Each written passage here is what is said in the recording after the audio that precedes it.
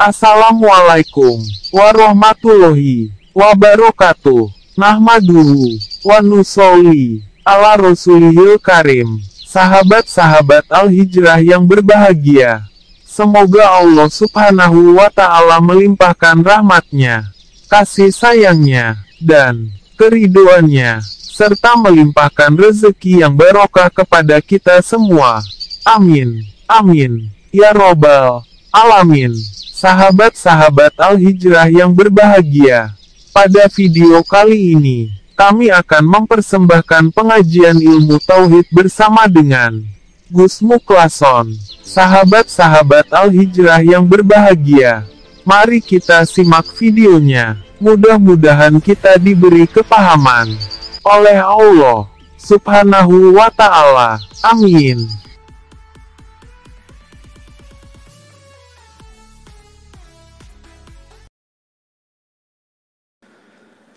Assalamualaikum warahmatullahi wabarakatuh. Bismillah, alhamdulillah, la khawla wa la quwwata illa billah. Rabbi syrah li sadri wa yassir li amri wa hlul uqdatan min lisani yafqahu qawli. Qala Allah ta'ala fi kitabil karim, a'udzu billahi minasyaitonir rajim, bismillahirrahmanirrahim. Mayyuti'illahar rasul mayyuti'ir rasul faqad ata'allah wa man tawalla fama arsalnaka alaihim hafidho. Wa qala aidan mayyuti'illah wa rasulah yudkhilhu jannatin tajri min tahtihal anhar wa may yatawalla yu'adzibhu 'adzaban alima. Shadaqallahul 'azim. Amma ba'du. Bapak Ibu hadirin jamaah dimanapun Anda berada, alhamdulillah dalam kesempatan siang hari ini dalam acara kuliah siang tepat pada jam 1 siang, kita masih diperkenankan untuk bertemu dan bermuajah. Mudah-mudahan apa pertemuan siang hari ini senantiasa disertai Allah hidayahnya sehingga menjadi satu ilmu yang bermanfaat bagi kita semuanya. Bapak Ibu hadirin sekalian yang kami hormati, untuk materi siang hari ini kami akan mencoba mengurai hikmah terhadap hati yang senantiasa berzikir pada Allah. Hikmah ketika saat hati senantiasa berzikir pada Allah. Apa yang kita petik, apa yang kita rasakan ketika hati senantiasa berzikir pada Allah, bukan lesan Bapak Ibu ya, hati. Di dalam zikirnya hati ada istilah sirun, ada istilah sirul asror. Ini yang dimaksud. Sesuai apa yang telah didhawuhkan Allah dalam satu ayat, Muhammad, senantiasalah kau dikala waktu pagi, siang, sore, malam selalu berzikir padanya dengan zikir yang tidak ada batasnya. Bapak Ibu, Allah akan meletakkan warid dalam satu hamba hati hamba manakala hati hamba melaksanakan zikir yang kami maksud. Warid di situ ditugaskan Allah untuk mengusir seluruh penjajah-penjajahnya hati. Termasuk di dalamnya adalah sifat-sifat yang cela, sifat-sifat yang tercela, yang masuk di dalam nafsu nafsiyah. Ini nanti warid akan mengusir seluruh sifat-sifat jelek. Satu sisi juga warid akan memberikan satu petunjuk terhadap hati seorang hamba yang seperti itu. Dengan mudah mereka berjalan menuju jalan fisabilillah, jalan untuk bertemu terhadap Allah Subhanahu wa ta'ala. Inilah Bapak Ibu maksud daripada zikir yang kami bahas pada siang hari ini. Ketika saat penjajahnya hati itu pada keluar, maka disitulah hati akan dipasang Allah yang disebut cahaya nurullah untuk cahaya makrifat pada Allah. Hamba yang demikianlah Bapak Ibu yang dimaksud Allah dalam satu suratnya, yaitu surat Al-Fatah, surat yang ke-48 ayat 17. Mayyuti'illaha wa rasulahu, barang siapa yang taat terhadap utusannya, taat terhadap Allah dan Rasulnya. Taat pada Allah berarti apa? Ya, hati selalu bermunajat mengikuti hukum-hukum ilahiyah. Hati, saya katakan hati karena pandangan hakikat itu bukan jasad tapi hati. Wa rasulahu, dan taat terhadap utusannya. Utusan yang dimaksud di sini dari proses adalah itulah yang kami maksud guru akhirat. Dalam arti taat itu menjalankan apa fatwa-fatwa, pesan-pesan atau perkara yang dilarang dan perkara yang diperintahkan terhadap kita sebagai murid. Senantiasa kita menjalankan apa yang menjadikan lampu-lampu di situ. Ada lampu merah larangan begini-begini, kita tinggalkan. Ada lampu hijau begini-begini, kita jalankan.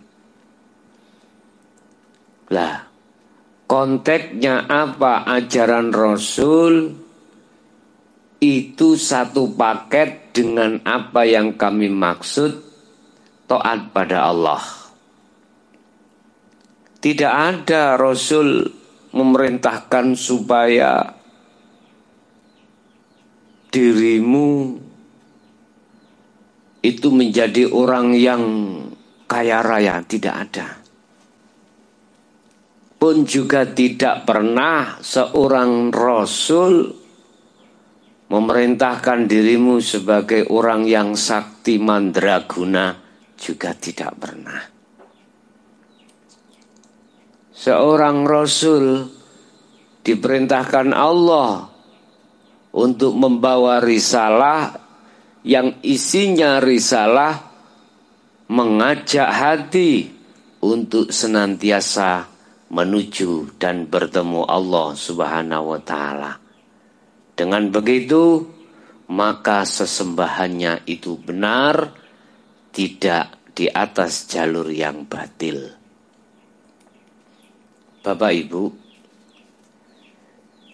siapapun bila mana mengaku dirinya Rasul, tetapi memerintahkan yang bukan risalahnya, itu tidak benar.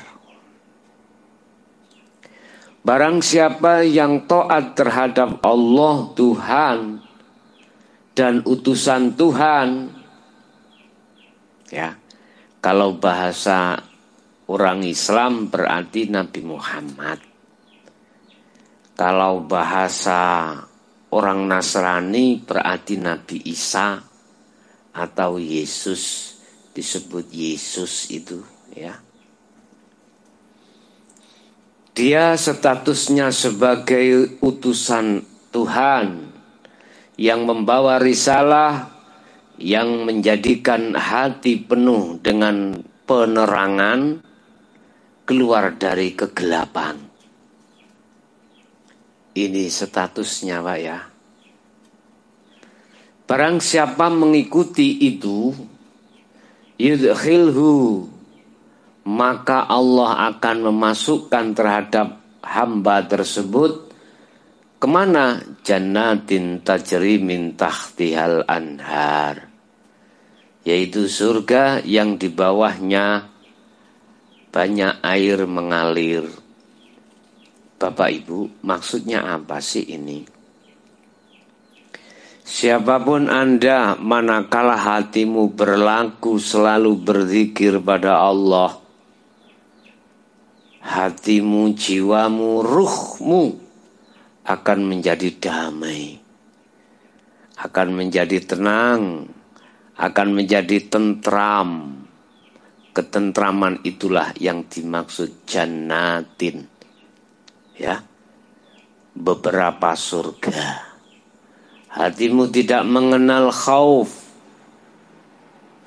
tidak mengenal khawatir, tidak mengenal takut, tidak mengenal apapun yang sifatnya itu adalah susah, tidak akan. Sekalipun baik tempat makan, tempat itu makan itu, tempat atau zaman, masa, itu yang kurang berkenan miturut manusiawiyah, seperti halnya saat ini.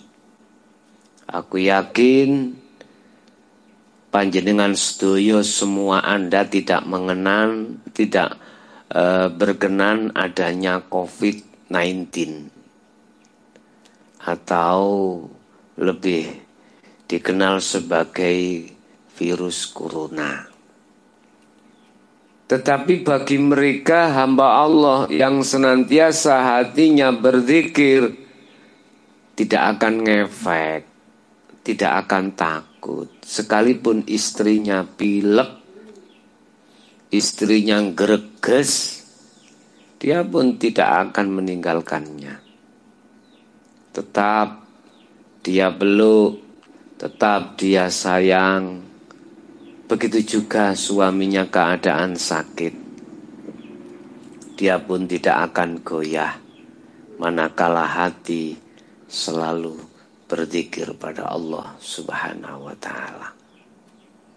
Karena yang saya maksud zikir di sini tidak diucapkan di lisan, tetapi yang kami maksud zikir di sini adalah merasakan adanya hidup Tuhan yang menguasai semua apa yang terjadi. Allah pun sudah menetapkan, Tuhan pun sudah menetapkan sebelum COVID-19 itu diturunkan di bumi, Tuhan pun sudah menetapkan siapa di antara kita yang akan dihinggapi. Sebab virus itu juga makhluk. Makhluk olehnya bekerja itu dengan sebab karena ada perintah yang memerintahkan. Itulah Tuhan yang Maha Esa. Tuhan pun tidak akan pernah keliru. Tuhan pun tidak akan pernah ngawur. Dan Tuhan pun akan memberikan hal itu terhadap siapapun yang dikehendaki. Satu pertanyaan, apakah itu hanya diberikan oleh ahli hijab saja? Apakah ahli syuhud juga diberikan? Bapak Ibu, andai kata itu akan diberikan terhadap ahli syuhud, Allah pasti memiliki satu rencana yang lebih bagus, bukan sebagai azab, tetapi sebagai rahmat. Satu contoh ini, satu contoh. Si ahli syuhud setiap saat dan waktu beliau hawa nafsu yang begitu berat, yang dilewatkan dari istri, suami, lepas daripada itu anak, bisa juga terhadap harta benda yang selalu serba kekurangan, bahkan 3 hari makan 1 kali. Dan tidak menjadikan keputusasaannya beliau bermunajat dan berzikir pada Allah. Lewat sifat kasih sayangnya Allah, Allah mengambilnya dengan cepat.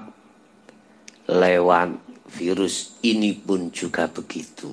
Inilah yang kami maksud, kedatangan virus itu sebagai rahmat bagi hamba-hamba yang tidak ngefek hatinya terhadap hal itu semuanya.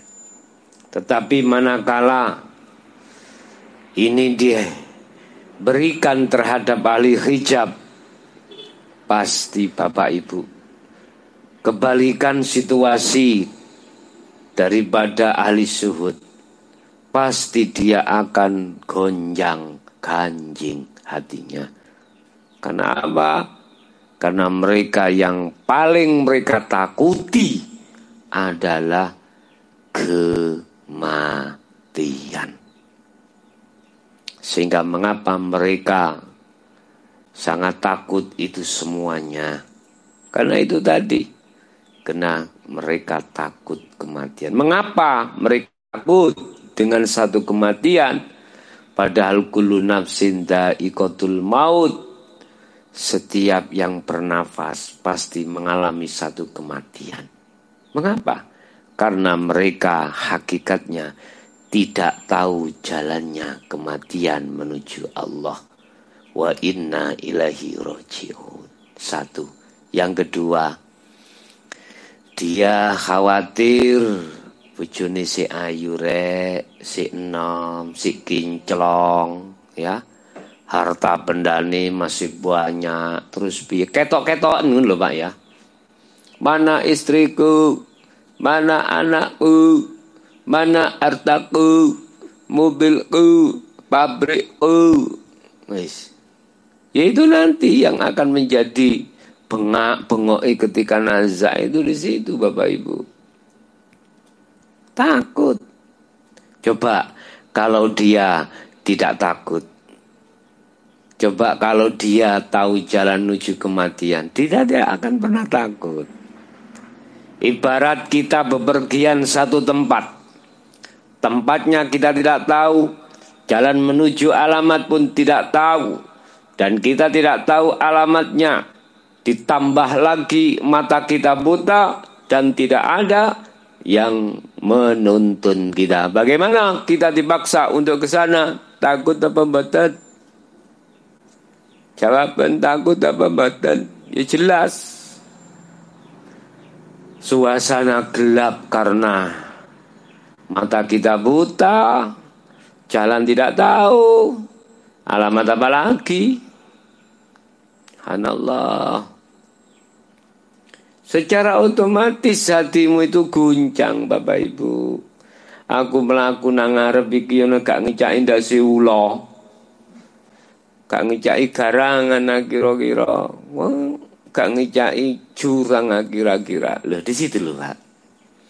Coba kau berangkat tahu tempatnya, jalannya juga begitu, matamu tidak buta. Apalagi ada yang mengiringi, ya, mengiringi kiwa tengen bidadari. Lo sayang kulunal ladina qalu udkhuluha bisalamin aminin. Jelas Pak, kiwa tengenmu iku malaikat selalu mengiting bureni. Mengiting bureni. Mengiting apa? Mengikuti, membuntuti, mengikuti burine, mengikuti belakangan. Masa ngono? Ya wis terjemahan dhewe. Mengiringi, selalu mengiringi dia di belakangnya, mengiringi. Kau ono ning ngarepe, ning kiwa tengen burine. Ya gak wani ning ngarepean, Pak. Suladab. Mengiu kekasih Allah. Allah dawuh malaikat jemputan kekasihku kae. Nah, saya gulunalan podo dawuh alladzina nang kekasih-kekasih mang. Qalu podo ngucap sapa malaikat udkhuluha, monggo jenengan mlebet, monggo daharane pun siap. Ya, coba jenengan nek mertamu nang ngene siji rumahnya orang, terus yang punya rumah monggo pangestu monggo saya mlebet, daharane pun disiapke. Udkhuluha bisalamin aminin, masukmu iku dengan keadaan aman, Pak. Gak ono sing dikhawatirkan. Jadi malaikat menyambut dikongkon mlebu ing jero iku ya nek umpama digambarno cara basa donya. Iku di situ itu ada bidadari yang roke cekak-cekak, Pak. Begitu sampean mlebu langsung ilere tlenong.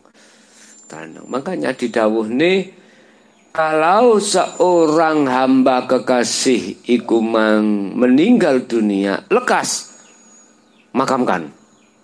Karena apa? Jadi gak boleh dilama-lamain gitu loh. Karena dia lekas pingin jumpa sang kekasih. Jenengan mawon pada waktu pacaran ya semayan mening bengi ra iso turu. Bengi gak bisa tidur. Kapan ndang teko, kapan ndang esuk wis nang.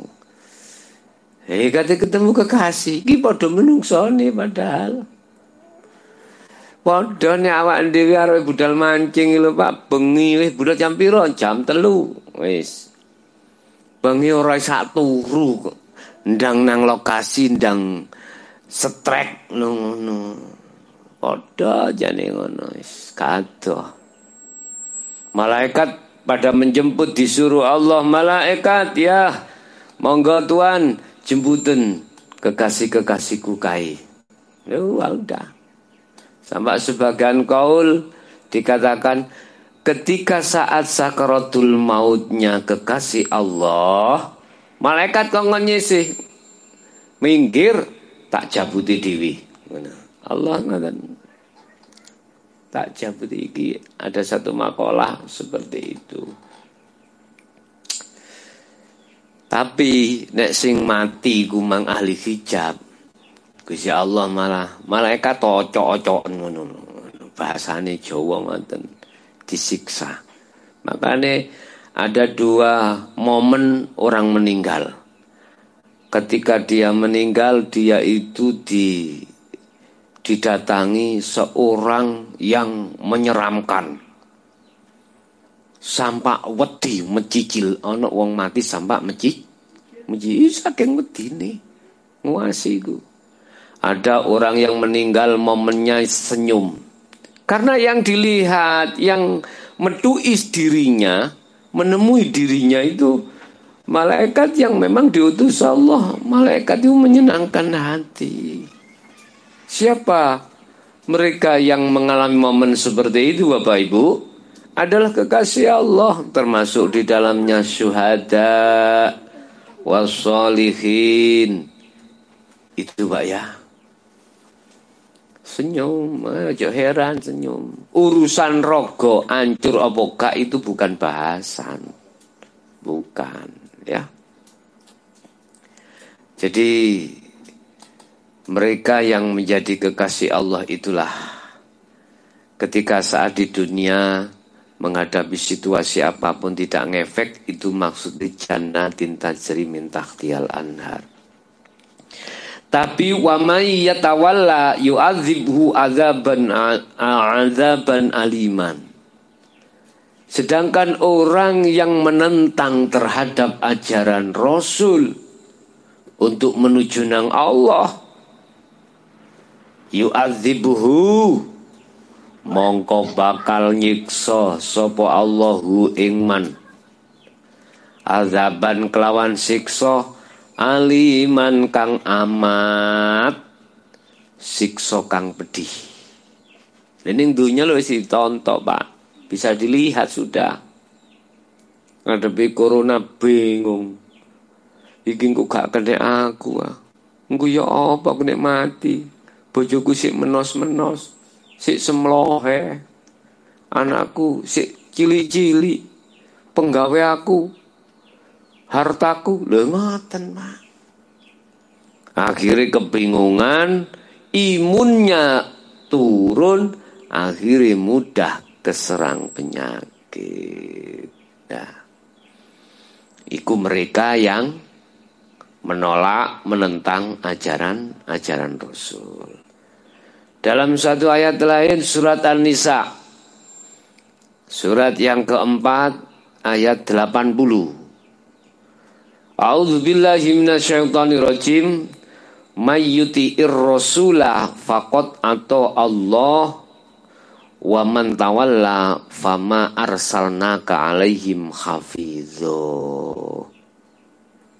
Barang siapa yang taat terhadap ajaran Rasul, ya faqad atau Allah, maka mereka dikatakan betul-betul taat pada Allah. Yang perlu saya tanyakan, ajaran Rasul itu ajaran yang bagaimana sih? Ajaran Rasul itu yang ajaran bagaimana? Mungkin besok akan kami bahas terkait asli nih ajaran Rasul itu bagaimana. Kita kan mengkatanya. Sampai sekarang katanya dari mana? Dari rawi, diriwayatkan hadis, katanya dari Al-Quran, katanya. Masih di dalam Injil juga begitu. Sekarang katanya. Aslinya yang bagaimana? Ya besok akan kita bahas lebih luas terkait masalah ajaran Rasul itu aslinya yang bagaimana sih? Ini Anda kalau tidak mau membuka Al-Quranul Qadim tidak akan ketemu Bapak Ibu. Mungkin hanya satu saja secara singkat saya katakan. Ajaran Rasul itu ajaran yang hanya mengajak hatimu olehnya menyembah kepada Tuhan itu benar. Udah. Iki yang bagaimana ini? Nanti secara luas besok bisa kita bahas secara mendetail. Barang siapa yang taat terhadap ajaran Rasul, ya faqad atau Allah, maka mereka dikatakan taat pada Allah. Sebab lewat ajaran Rasul itulah yang akan mendidik hatimu untuk benar berjalan di atas rel fi sabilillah, tidak menuju terhadap nafsu, menuju pada Allah. Wa man tawalla fama arsalnaka 'alaihim hafizho. Barang siapa yang mengingkari atau menentang terhadap ajaran Rasul, maka otomatis dia dikatakan orang yang tidak taat pada Allah. Orang yang tidak taat terhadap Allah adalah orang yang, mohon maaf, yang tidak mau lagi menghayati, mengevaluasi keadaan hati atau ruh yang nantinya kembali kepada Allah Subhanahu wa ta'ala. Kalau seperti ini, ya fama arsalnaka 'alaihim hafizho, maka di situ mereka tidak akan pernah bisa mendapatkan penjagaan, ya, penjagaan, atau tidak akan pernah mendapat syafaat baik di dunia ataupun lebih-lebih di akhirat. Fama arsalnaka, mereka pun tidak diberikan satu utusan untuk menjaga dirinya. Artinya secara tidak langsung adanya guru-guru kita akhirat memberikan ajaran-ajaran Allah itu secara tidak langsung beliau telah menjaga kita. Sekali lagi, adanya beliau mengajarkan ajaran-ajaran Allah supaya bisa taat hati pada Allah dengan sebenar-benarnya, itu secara tidak langsung menjaga kita. Wa man tawalla fama arsalnaka 'alaihim hafizho.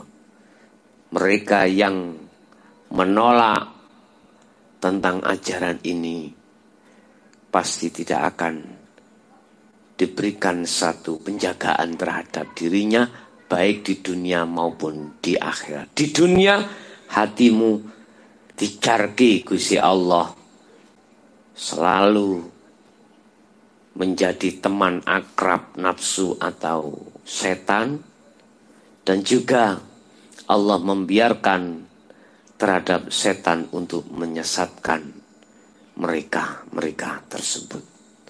Bapak Ibu hadirin, hikmah daripada hati selalu berzikir pada Allah di situ tadi. Tidak hanya sisi manfaat di dunia saja, tetapi juga di akhirat. Di dunia sudah kelihatan, jiwamu akan damai, sebab selalu bertemu kekasihmu, yaitu Allah Subhanahu wa ta'ala. Kekasih manusia semakin lama semakin kewut, semakin tuwek, sing ayu semakin nyaprut.